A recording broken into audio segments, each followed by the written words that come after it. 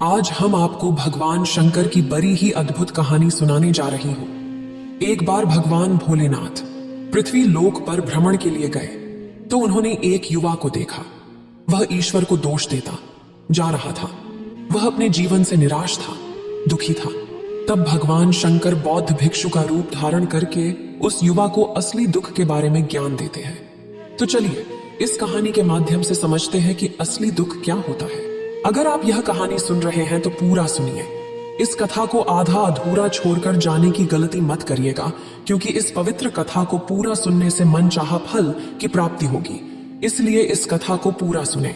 आप शिव भक्त हैं तो भोलेनाथ का अनादर ना करें। सुख और दुख एक ही सिक्के के दो पहलू हैं। ये बात तो आपने सुनी ही होगी। सुख और दुख हमारे जीवन में लगातार आते ही रहते हैं और हमें लगता है कि हमारे जीवन में हजारों दुख हैं, हजारों समस्याएं हैं। लेकिन अगर आप वास्तविक तौर पर देखें, अगर आप इस बात को अच्छी तरह से समझें, तो आप यह समझ पाएंगे कि हमारे जीवन में केवल एक ही दुख होता है। और दुख क्या है वो हम इस कहानी के माध्यम से जानेंगे। और उस दुख का निवारण, उस दुख का समाधान क्या है, वो भी हम इस कहानी में ही जानेंगे। तो इस कहानी के अंत तक जरूर बने रहिए। एक समय की बात है, एक गांव में एक व्यक्ति रहता था। उसका नाम सोनू था। वह बड़ा आलसी था और अपने जीवन से बहुत निराश था। और उसका कारण यह था कि उसने अब तक अपने जीवन में कुछ भी हासिल नहीं किया था। वह कुछ भी नहीं करता था। उसके घर वाले भी इस बात से बहुत परेशान रहते थे। वे चाहते थे कि वे बाहर जाकर कुछ अच्छा काम करें, कोई अच्छी नौकरी कर ले, लेकिन वह उनकी एक नहीं सुनता था। उसके घर वाले दूसरों का उदाहरण देकर उसे ताने मारते थे, उसे तरह तरह की बातें कहते थे, लेकिन उसे कोई फर्क नहीं पड़ता था। जबकि उसके सारे मित्र कामयाब हो चुके थे। कोई अच्छा व्यापार कर रहा था तो कोई अच्छी नौकरी कर रहा था, जिस कारण जब भी वो लोग मिलते तो वे लोग अपनी बढ़ चढ़कर बड़ाई किया करते।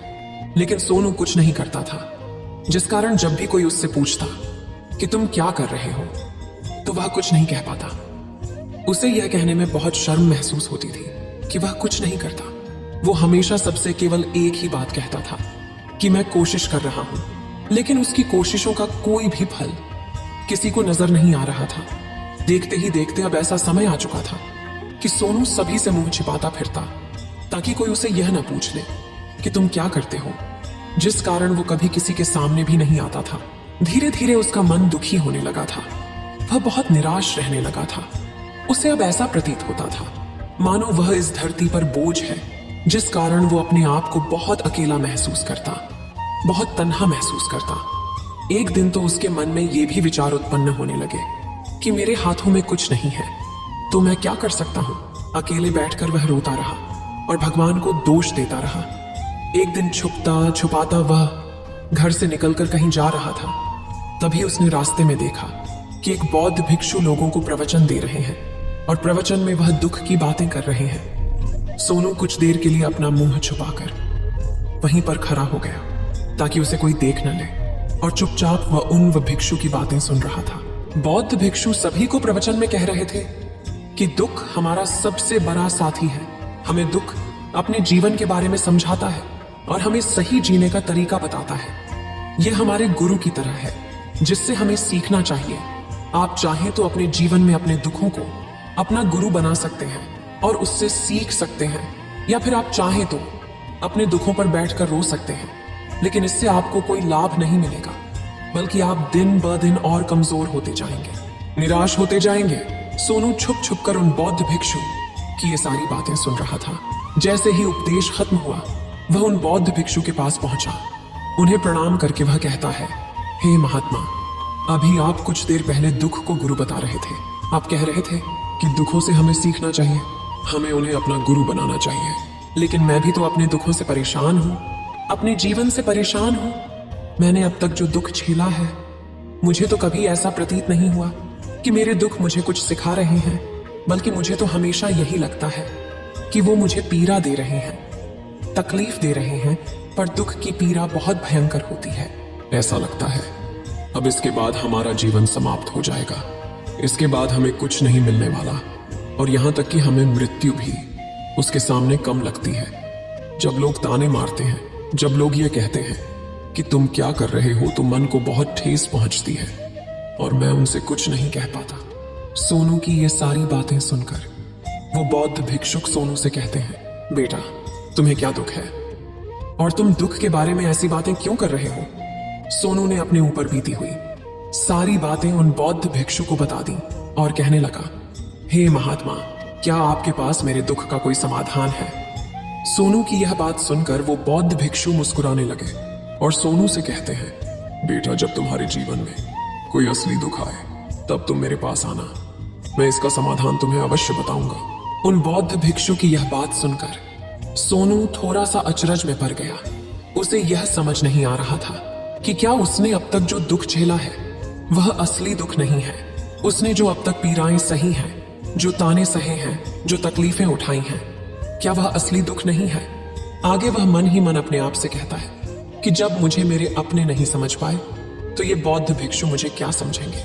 इतना सोचकर वह वहां से चला गया। सभी लोगों के ताने सुन सुनकर सोनू बहुत थक चुका था, तो बहुत निराश हो चुका था, जिस कारण उसने निर्णय लिया कि वह अब कुछ करके दिखाएगा। उसने अपने पिता से थोड़ा सा रुपया लिया और उस रुपया से उसने एक व्यापार शुरू किया। उसके पिता बहुत खुश थे कि कम से कम मेरा बेटा कुछ करने का प्रयास तो कर रहा है, लेकिन उसे व्यापार में कोई सफलता नहीं मिल रही थी, जिस कारण वो बहुत ही हताश हो चुका था।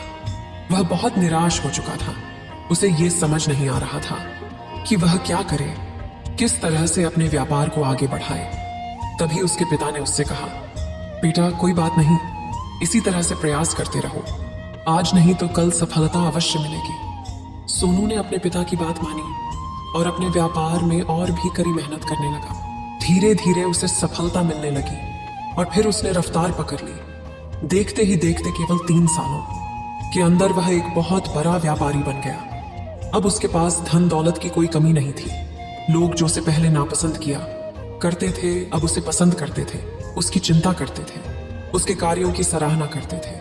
उसके माता पिता भी अब अपने बेटे से बहुत खुश थे और उसकी सफलता से वे अत्यंत प्रसन्न थे। धीरे धीरे सोनू के मित्रों की संख्या लगातार बढ़ती जा रही थी। सोनू के कुछ मित्रों ने उसे यह भी सलाह दी कि उसे अपना व्यापार और तेजी से बढ़ाना चाहिए, उसे और फैलाना चाहिए। जब तुम आज केवल इस नगर के सबसे बड़े व्यापारी हो तब तुम इतना खुश हो, तुम्हारे साथ ये सारे लोग हैं। वहीं पर तुम सोचो कि जब तुम इस राज्य के सबसे बड़े व्यापारी बन जाओगे तब तुम्हारे यहाँ पर लोगों की भीड़ लग जाएगी। लोग तुमसे मिलने के लिए समय निकालेंगे। यहाँ तक कि इस राज्य का राजा भी तुमसे मिलना चाहेगा, तुम्हारी तारीफ करेगा, और यदि कभी ऐसी जरूरत आन पड़ी तो वह तुमसे धन भी उधार लेने के लिए अवश्य आएगा। सोनू को अपने दोस्त की यह बात बहुत पसंद आई। सोनू ने सोचा कि मेरे मित्र सही कह रहे हैं, मुझे अपने व्यापार को और बड़ा करना चाहिए और फैलाना चाहिए, तभी तो हर कोई मेरे बारे में जान सकेगा, हर कोई मुझे पहचानेगा। उसने बिना देरी किए, अपने समय को बिना गवाए अपने व्यापार में और मेहनत करने लगा। लेकिन अब की बार उसके मन में धैर्य नहीं था, जिस कारण उसने कुछ अनुचित कदम उठाए ताकि उसका व्यापार जल्दी से जल्दी और बड़ा हो जाए। उसने कई लोगों से अधिक मात्रा में धन उधार ले लिया, जिससे उसके ऊपर अब काफी ऋण हो चुका था। और इतना ही नहीं, वो यहां पर नहीं रुका। उसने अधिक से अधिक मुनाफा कमाने के चक्कर में अपने माल की गुणवत्ता को भी खराब कर दिया, जिससे अब उसके माल में वह बात नहीं रह गई थी जो पहले हुआ करती थी। लेकिन वह अपने मित्रों की बात सुनता रहा। जैसा उसके मित्र कहते थे वो वैसा ही करता चला जा रहा था। यहां तक कि उसने अपने व्यापार को और भी तीव्रता से बढ़ाने के लिए अपने दूसरे छोटे व्यापारियों के खिलाफ षड्यंत्र भी रचने शुरू कर दिए, जिस कारण उसके मन में अब पहले जैसा वह सुकून नहीं था। उसे अब रातों को नींद नहीं आती थी। वह केवल एक ही विचार में लगा रहता था कि किस तरह से उसका व्यापार पूरे राज्य में फैल जाएगा और वह इस राज्य का सबसे बड़ा व्यापारी बन जाएगा, जिस कारण वह दिन रात केवल इसी मेहनत में लगा रहता, वह किसका व्यापार जल्दी से जल्दी और बड़ा हो जाए। हालांकि उसके पास अब सब कुछ था, धन दौलत, अच्छा घर, गाड़ियां, नौकर चाकर, सभी सुख सुविधाएं, लेकिन उसके बावजूद भी वह उन चीजों का लाभ नहीं उठा पा रहा था, क्योंकि उसका पूरा ध्यान केवल अपने व्यापार को और उन्नति पर ले जाना था। एक दिन सोनू अपने रथ पर बैठकर एक मार्ग से होकर गुजर रहा था। तभी रास्ते में उन्हें गुरुवर का आश्रम पड़ा। ये देखकर वह उन बौद्ध भिक्षु के पास गया और बौद्ध भिक्षु से कहने लगा, हे महात्मा, आपने कहा था माँ, आपने कहा था कि जब मेरे जीवन में कोई असली दुख आए तब मैं आपके पास आऊं। इस कारण मैं यहाँ पर आया हूँ। आज मैं बहुत दुखी हूँ। मैं रातों को सो नहीं पाता। मेरे पास सब कुछ होते हुए भी मैं उनका लुत्फ नहीं उठा पाता। उसने अपनी सारी बातें एक एक करके उन बौद्ध भिक्षु को बता दी। तभी वह बौद्ध भिक्षु सोनू से कहते हैं, बेटा, जब तुम पहली बार आए थे तब भी तुम बहुत दुखी थे, लेकिन तब तुमने अपने दुख से क्या सीखा था? इसके जवाब में सोनू उन बौद्ध भिक्षु से कहता है, हे महात्मा, जब मैं अपने जीवन में कुछ नहीं कर पा रहा था तब मैंने अपने दुखों से यह सीखा था कि केवल सोचने मात्र से कुछ नहीं होगा। उसके लिए हमें कुछ करना भी पड़ेगा, और केवल कोई कर्म करना ही हमें सफल नहीं बनाता, बल्कि उस कर्म को उसके अंजाम तक पहुंचाना हमें सफल बनाता है। फिर चाहे रास्ता कैसा भी हो, फिर चाहे परिस्थितियां कैसी भी क्यों ना हो, फिर चाहे कितनी ही बाधाएं आपके रास्ते में क्यों ना आ जाए, चाहे ऐसा क्यों ना लगने लगे कि अब आपके जीवन में कुछ नहीं बचा और आप कुछ नहीं कर सकते, तब भी हौसला बनाए रखो, उम्मीद न छोड़े और अपने कार्य पर डटे रहो। यह सोचकर कि जब तक मैं अपने कार्य को सफल नहीं कर लेता, जब तक मैं अपने लक्ष्य तक नहीं पहुंच जाता, तब तक मैं इस कार्य को करता रहूंगा। मैं इस कार्य में अवश्य सफल होकर ही रहूंगा। जबकि बाकी लोग केवल सफल लोगों को महत्व देते हैं, उनके कर्मों को नहीं। सोनू की ये सारी बातें सुनकर वह बौद्ध भिक्षु मुस्कुराने लगे और इस सोनू से कहते हैं, बेटा, जब तुम्हारे जीवन में असली दुख आए तब तुम मेरे पास आना। मैं तुम्हारी समस्या का समाधान अवश्य करूंगा। इतना कहकर वह बौद्ध भिक्षु वहां से उठकर चले गए। सोनू एक बार फिर से उनकी ये बातें सुनकर आश्चर्यचकित रह गया। उसे अब यह समझ नहीं आ रहा था कि क्या उसने जो दुख देखा है, उससे जो तकलीफें अब तक सही हैं, क्या वह असली दुख नहीं है? उसके मन में अब एक सवाल उत्पन्न होने लगा कि असली दुख क्या है और इसकी पहचान क्या है, और मुझे कैसे पता चलेगा कि इस समय में असली दुख मैं हूं। लेकिन उसने कुछ नहीं कहा। वह यह सब सोच ही रहा था कि तभी वह बौद्ध भिक्षु सोनू के पास एक बड़ा सा घड़ा लेकर पहुंच जाते हैं। उस घड़े के अंदर सोने के सिक्के थे।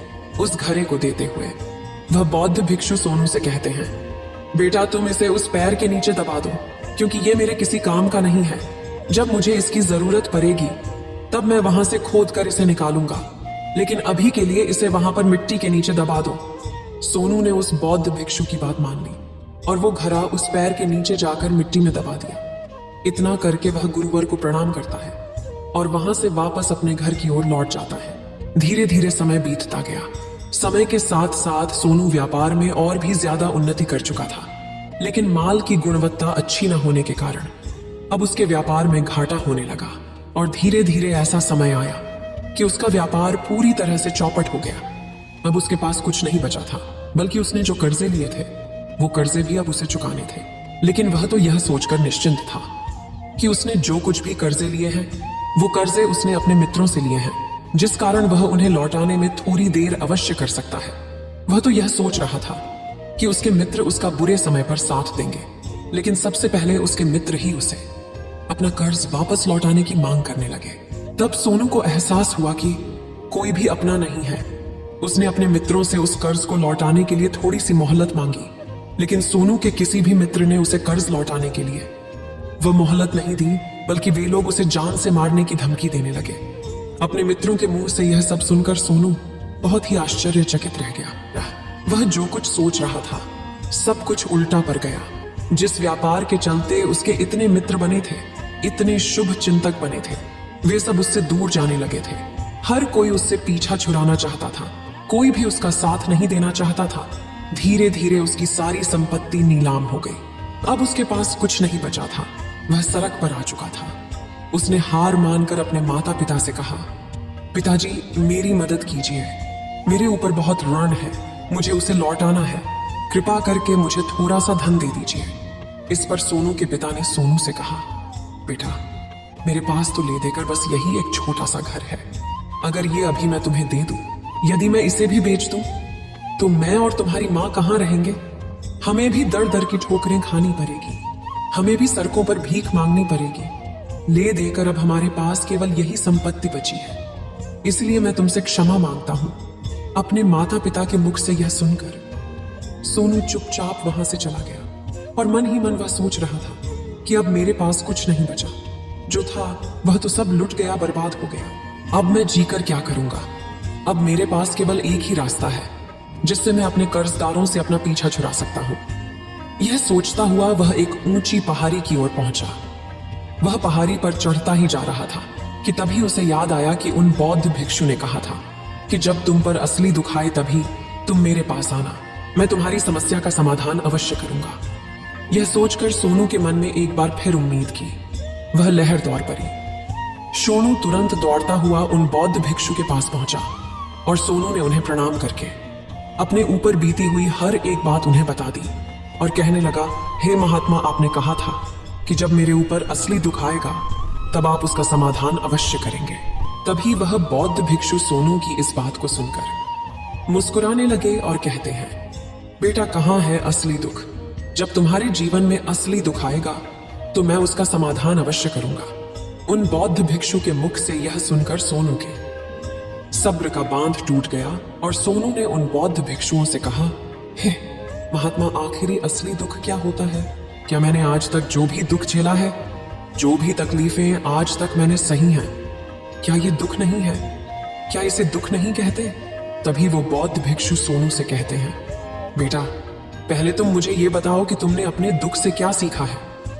इसका जवाब देते हुए सोनू उन बौद्ध भिक्षु से कहता है, हे महात्मा, मैंने तो यही देखा है कि जो लोग तुम्हारी तरक्की में तुम्हारा पीछा करते हैं, तुम्हारे साथ जुड़ते हैं, वो लोग तुम्हें अवश्य धोखा देंगे, क्योंकि ऐसे लोग बुरे समय पर तुम्हारा साथ नहीं देने वाले, बल्कि तुम्हारा फायदा उठाने का ही वह प्रयास करेंगे। इसलिए ऐसे लोगों पर भरोसा न करें, बल्कि जो लोग तुम्हारी असफलता के समय पर, तुम्हारे बुरे समय पर तुम्हारे साथ खड़े हैं, वही तुम्हारे असली मित्र हैं और वही तुम्हारे साथ रहते हैं। तुम्हारे बुरे समय पर तुम्हारे साथ खड़े हैं, वही तुम्हारे असली मित्र हैं और वही तुम्हारे साथ रहते हैं। और ऐसे लोग तुम्हें बहुत कम मिलते हैं, और जिन्हें भी ऐसे लोग मिलते हैं उन्हें हमेशा उनकी कद्र करनी चाहिए।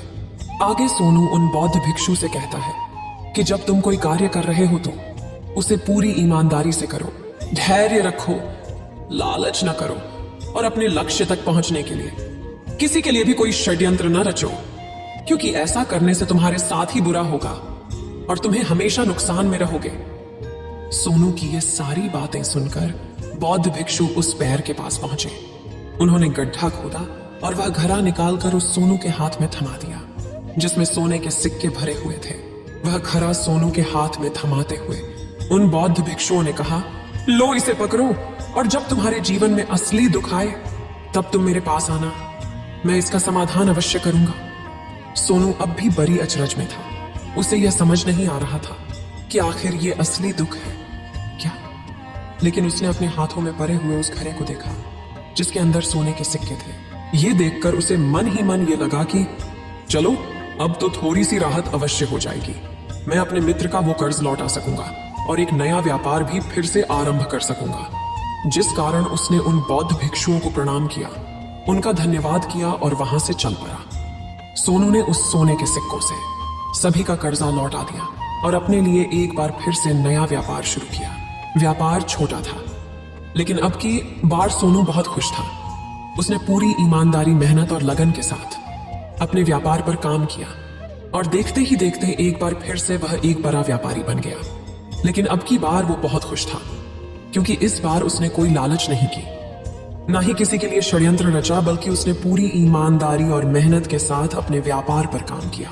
लेकिन जैसे जैसे आप धनी होते जाते हैं, जैसे जैसे आप अमीर बनते जाते हैं, आपके मन में एक डर और उत्पन्न होने लगता है, और वह अपनी दौलत को न खो देना, जिस कारण आप लोग दान करना शुरू कर देते हैं, पुण्य करना शुरू कर देते हैं, लोगों की मदद करते हैं, ताकि आपके जीवन में कभी कोई दुख ना आए।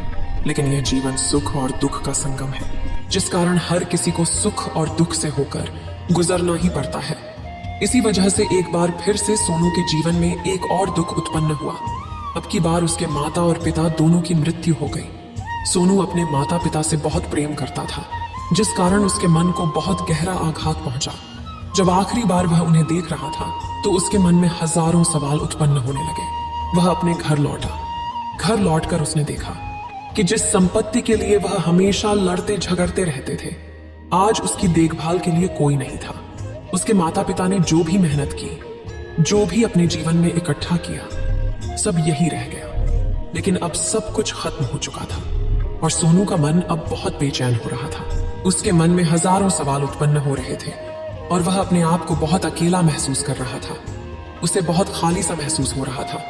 उसने इधर उधर देखा, लेकिन उसे कुछ समझ नहीं आया। तभी उसे उन बौद्ध भिक्षु की याद आई। वे तुरंत ही भागा भागा उन बौद्ध भिक्षु के पास पहुंचा।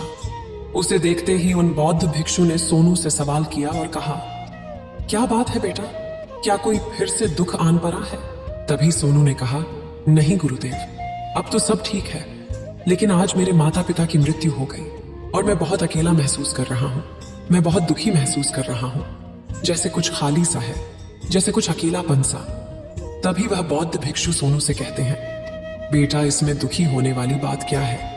यह तो जीवन है, एक दिन तो सभी को जाना है। यहाँ पर कोई भी रहने नहीं आया और ना ही कोई रहेगा। हम सब एक ना एक दिन मृत्यु को प्राप्त हो ही जाएंगे और मृत्यु कब आएगी ये किसी को नहीं पता। हो सकता है कि तुम्हारी मृत्यु कल ही हो जाएगी या फिर आज और अभी। यह सुनकर सोनू आश्चर्यचकित रह गया। उसने उन बौद्ध भिक्षु से कहा, हे महाराज, आप ये क्या कह रहे हैं? मैं तो अभी जवान हूं और मुझे तो अभी अपनी पूरी उम्र जीना है। मैं तो जीना चाहता हूं, कुछ करना चाहता हूं, और आप कह रहे हैं कि मैं कभी भी मृत्यु को प्राप्त हो सकता हूं। इस पर वो बौद्ध भिक्षु सोनू से कहते हैं, बंदे, इस भ्रम में मत रहना कि मृत्यु केवल बूढ़े को आती है। बूढ़ों के सामने तो उनके जवान बच्चे तक मर जाते हैं। मृत्यु कभी किसी की उम्र देखकर नहीं आती और ना ही किसी को बताकर आती है। उन बौद्ध भिक्षु के मुख से ये सारी बातें सुनकर सोनू और भी ज्यादा बेचैन हो गया और वो चुपचाप वहां से चला गया। उसके मन का वो खालीपन अब भी वैसे ही था। वह भी अपने आप को बहुत अकेला महसूस कर रहा था। उसके बाद से उसका मन अपने व्यापार में भी नहीं लगता। जब भी वह कोई कार्य करता तो उसके मन में ढेर सारे प्रश्न उठने लगते हैं। वो क्या कर रहा है, क्यों कर रहा है, और उसने इस कार्य को क्यों किया? उसके मन में अब एक और प्रश्न उत्पन्न होने लगा था, क्या हम यहाँ पर केवल इसीलिए आते हैं कि इस जीवन को भोगे और एक दिन मृत्यु को प्राप्त हो जाए? वह यह समझ नहीं पा रहा था कि जीवन का असली मतलब क्या है। उसने कई विद्वानों से पूछा, अपनी तरफ से जो मुमकिन हो सकता था खोजबीन की, लेकिन उसे कोई भी जवाब नहीं मिल पा रहा था। और जब उसे कोई जवाब नहीं मिला तो उसका दुख और भी बढ़ गया, जिस कारण उसके मन की बेचैनी और भी बढ़ चुकी थी और उसे यह समझ नहीं आ रहा था कि वह क्या करे, कहां जाए, किससे पूछे। तभी उसे फिर से उन बौद्ध भिक्षु की याद आई। वे एक बार फिर से उन बौद्ध भिक्षु के पास पहुंचा और उसने अपने मन की सारी बातें उन गुरुवर को बता दी। तभी वो बौद्ध भिक्षु मुस्कुराने लगे और सोनू से कहते हैं, बेटा, आज पहली बार तुम्हारे जीवन में असली दुख उत्पन्न हुआ है। वास्तव में तो यही है जिसे हम दुख कह सकते हैं, जो दुख कहलाने लायक है कि हमें पता ही नहीं हम क्या कर रहे हैं, कहां जा रहे, क्यों जा रहे हैं, वो कौन है, क्या है, क्यों है, हम क्या करना चाहते हैं। तभी सोनू ने कहा, हे महात्मा, मेरे इस दुख का समाधान कीजिए, मुझे इस दुख का निवारण दीजिए। तभी वह बौद्ध भिक्षु सोनू से कहते हैं, हम सबके अंदर क्रोध, लालच, लोभ जैसी कई वासनाएं हमारे अंदर घर करके बैठ जाती हैं, जिस कारण हम अपने जीवन को टुकड़ों में जीते हैं और हमारी चेतना कभी एक नहीं हो पाती। हम कभी एक जगह सोच नहीं पाते, समझ नहीं पाते और हमारी ऊर्जा शक्ति भी पूरी तरह से छिन्न भिन्न हो जाती है। और आजकल के इस दौर में हमारे पास तो इतना भी समय नहीं कि हम एक पल निकाल करके, एक पल के लिए मूड कर अपने आप को देख सकें, अपने आप को समझ सकें। वास्तविकता में हर कोई यहाँ पर अपने जीवन भर केवल दुख दुख कहकर चिल्लाता रहता है, उसका समाधान निकालने का हर मुमकिन प्रयास करता है, लेकिन जिसे हम दुख समझते हैं वह तो दुख है ही नहीं, तो इसका समाधान आपको कहां से मिलेगा। ये तो परिस्थितियां हैं जिसके कारण हम अपने आप को दुखी समझते हैं, अपने आप को तकलीफ में समझते हैं। जैसे हम एक परिस्थिति से निकलते हैं, हम किसी दूसरी परिस्थिति में फंस कर रह जाते हैं। जिस प्रकार हम पहली समस्या का सामना करते हैं, उसी प्रकार हम दूसरी समस्या का भी सामना करते रह जाते हैं। और जब हम इन परिस्थितियों से हार मान लेते हैं, जब हमें लगता है कि अब कोई रास्ता नहीं बचा, तब हमारे सामने हमें केवल एक ही रास्ता नजर आता है और वह है मृत्यु। लेकिन यह कोई समाधान नहीं है, यह कोई रास्ता नहीं है। इसलिए यदि आप सचमुच अपनी समस्याओं का समाधान चाहते हैं तो अपने आप को इकट्ठा करना सीखें, अपनी ऊर्जा को इस संसार में वापस कीजिए उसे एक कर और अपने ऊपर ध्यान लगा। मृत्यु से पहले अपने आप को पहचानो, अपने आप को जानो, अपने आप को बिखरने न दो। तभी सोनू उन बौद्ध भिक्षु कहता है, हे महाराज, तो क्या हमें इस जीवन को नहीं जीना चाहिए? क्या हमें अपनी इच्छाओं को नहीं पूरा करना चाहिए? तभी वह बौद्ध भिक्षु सोनू के इस सवाल का जवाब देते हुए कहते हैं कि हमें किसी से भी लगाव नहीं रखना चाहिए, हमें अपनी इच्छाओं को मार देना चाहिए, हमें संपत्ति इकट्ठा नहीं करनी चाहिए, क्योंकि हम मनुष्य की इच्छाएं, कामनाएं, वासनाएं ऐसे होती हैं जैसे मानो कि एक पर्वत से गिरता हुआ झरना, जिस पर किसी का नियंत्रण नहीं है सिवाय देखते रहने के और परेशान होने के। लेकिन जब तुम अपने ऊपर ध्यान देने लगते हो, तब तुम अपने आप को पहचान जाते हो, समझ जाते हो, तब तुम इस पर नियंत्रण पा सकते हो। तब इच्छाएं भी तुम्हारे वश में होती हैं और फिर तुम चाहो तो उन इच्छाओं पूर्ति भी अवश्य कर सकते हो। गुरुदेव की ये सारी बातें सुनकर सोनू ने गुरुदेव से कहा, हे महाराज, आपका बहुत बहुत धन्यवाद। आपने मेरी सबसे बड़ी समस्या का समाधान आज कर दिया है। मैं आज से अपने आप को एकत्रित करूंगा। गुरुदेव, मानव शरीर में बहुत ऊर्जा है, बहुत शक्ति है, पर वह बेकार के कामों में लग जाती है, जिस कारण हमारा जीवन भी बेकार की चीजों में लगा रहता है।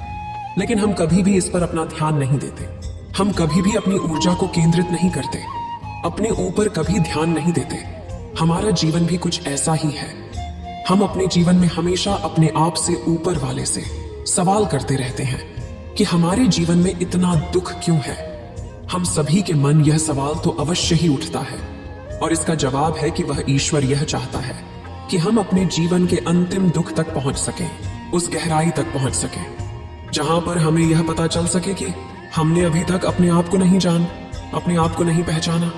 मानव शरीर के अंदर जो ऊर्जा है, जो शक्ति है, उसके बारे में हम अभी तक नहीं जानते। हम अपने आप को चाहे तो एकत्रित कर सकते हैं, अपने आप पर नियंत्रण पा सकते हैं, लेकिन हम अपनी इस ऊर्जा का बेअर्थ उपयोग करते रहते, व्यर्थ की चीजों में लगा देते, जिस कारण हम अपने आप को कभी नहीं पहचान पाते और ना ही कभी अपने आप पर नियंत्रण पा सकते हैं। लेकिन यदि आप अपने आप को जानना चाहते हैं, अपने आप को पहचानना चाहते हैं, तो पहले आपको खुद को एकत्रित करना होगा, अर्थात ध्यान लगाना होगा। ध्यान से ही आप अपने दुखों की, उन समस्याओं का समाधान निकाल सकते हैं, और तभी आप अपने आप को पहचान सकते हैं, जान सकते हैं और अपने जीवन के हर दुखों का समाधान भी कर सकते हैं। इस वीडियो को बोलते समय कोई त्रुटि हो तो मैं क्षमा चाहती हूँ। उम्मीद है आप सभी को यह वीडियो अच्छी लगी होगी। अगर आप शिव के सच्चे भक्त हैं तो चैनल को सब्सक्राइब और वीडियो को लाइक करके कमेंट में हर हर महादेव लिख दीजिए।